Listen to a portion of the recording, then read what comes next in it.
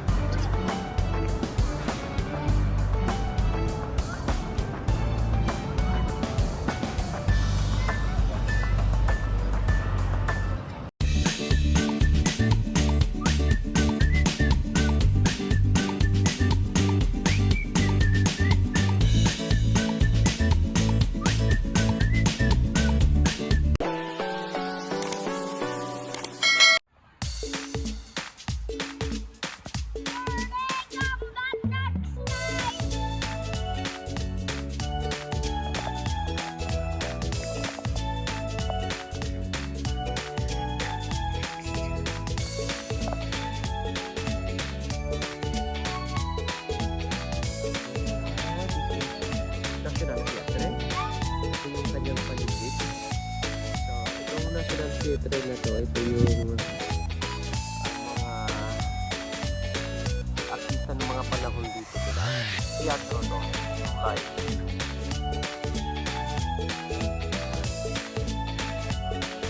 Sa ating National Theater Arts. Dito yung sa kanila yan. Na nandito yung lapas niya. So as you can see, meron siyang mga rebulto dyan. Sila yung mga tao na nagbigay o nag-ambag ng kasikatan ng kanilang kultura dito sa Norway.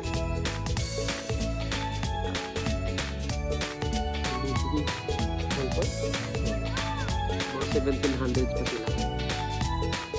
Titignan nyo ang kanyang paligid.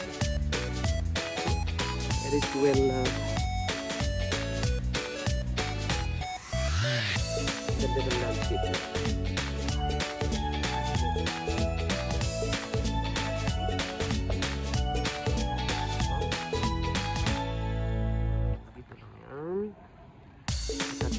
Sa Oslo, Norway. Ito yung mga building nila dito, yung mga landmark nila.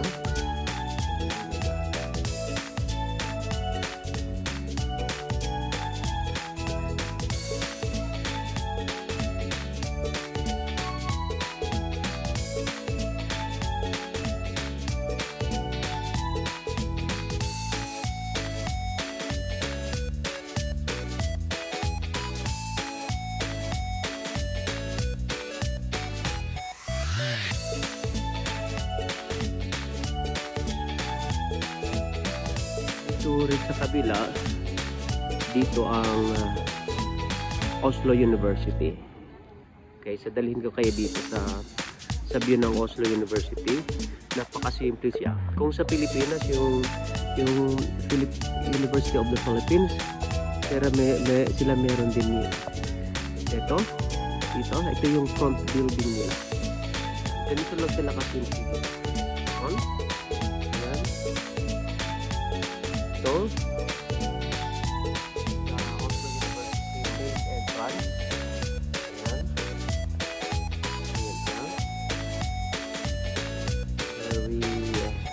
Very old building that it is very architectural.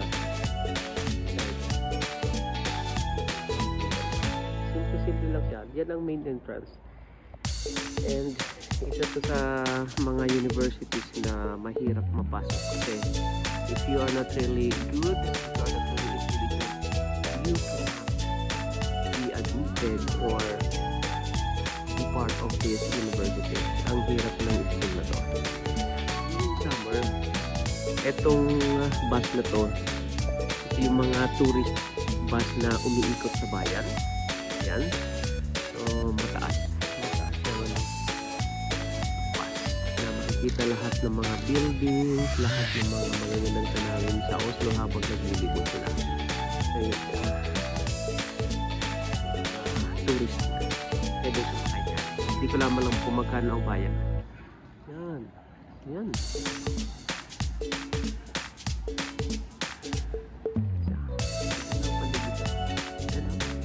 Yan, may mga tourist na napasakay dito sa tourist bus. Ayan. Ganyan dito ka ganda sa Oslo. So if you will try to visit Oslo, ito siya. At least meron kayong mga pwede nyo mapuntahan na lugar. And you will be enjoying the scenic beauty of, or the panoramic view of Norway here. And thank you so much for watching, guys.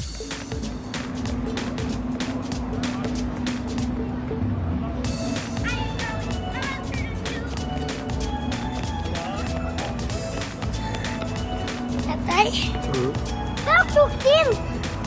Kom tok tusen. Noy, lata kang may tae, Noy. Sid.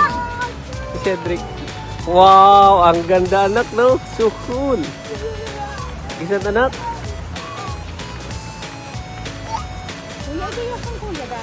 Si Jan ito. Wow.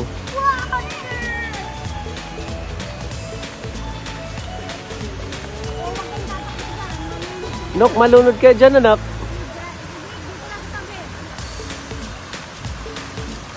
Sige, dito kayo, nak.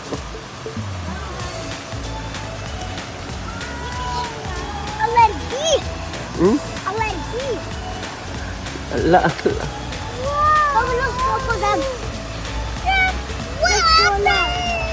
Yeah, what do you want? Yeah. So dito naman may fountain, a relaxing place for the tourists, for the locals to visit this place also during summer and also fall.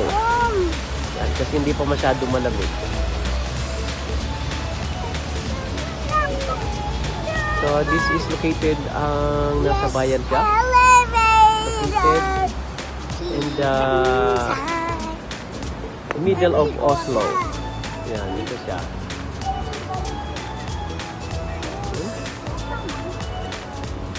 Malapit lang to dun sa National Theater, also National Theater, and also Oslo University.